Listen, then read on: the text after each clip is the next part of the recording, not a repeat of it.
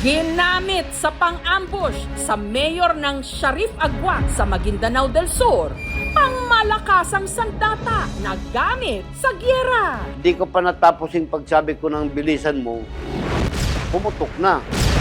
Sobrang impact. Kahit si boss, di ko na makita dahil sa usok eh. Makikita ko lang yun dyan sa mga ibang bansa. Parang ginagamit sa yung mga World War II. Hanggang ngayon nga, na-trauma ko. Sino ang nasa likod ng pananambang sa mayor? Pangontra sa nagyeyelong klima ngayon ng Cordillera. Mainit na sabaw. Huwag mong isipin yung amoy. Yung sarap talaga yung inaano natin dito.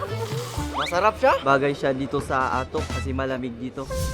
Since nasa Burnham ako, maraming namamasyal na turista. Ba't di ako maglagay ng kumukulong sabaw sa harap? Ang talagang nagpapasarap dun sa sabaw is yung apoy. May flavor kasi siya eh. Malinamnam.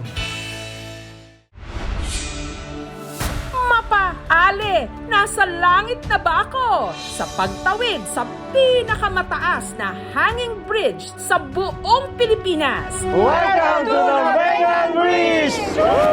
Sa Mountain Province. Grabe ang lalim!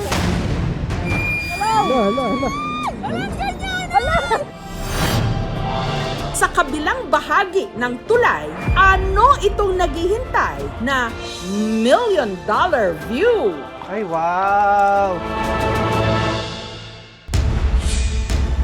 Hanap buhay at content ni Kuya. Home service ng paglagay ng bulitas sa ari. Gusto ko lang yung maiba yung 6-light nila. Nung nagkaroon ako ng ganyan, yung pagmamahala namin masyadong naging close lalo.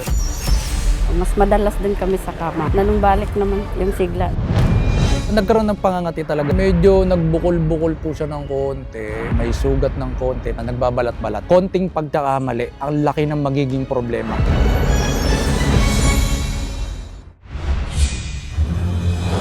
Meron ng robot na parang tao. Sila yung mukhang tao. Gumagalaw na parang tao. Napakagaling talaga. Sa Surigao del Sur naman, may lalaki na kung kumilos, parang robot. Yung balikat ko po gumagalaw. Yung ilong ko nababalik. Namangha ako sa sarili ko na bakit ganito yung mga buto ko. Iba yung ginagalaw niya, parang robot. Pataanin niyo na lang kami para Hindi pwede, sir! Protesta sa posibleng isa pang minahan sa Nueva Vizcaya, mas tumindi.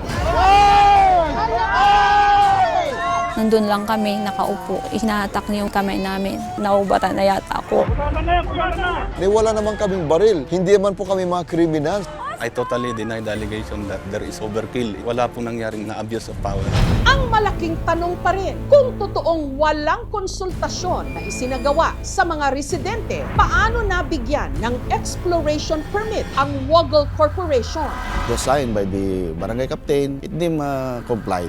Ang tanong dito ang mining ba nagdulot ba ka talaga ng development sa amin? Amin to! Amin to! What was that?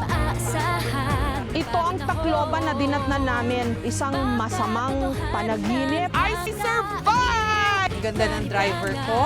Hindi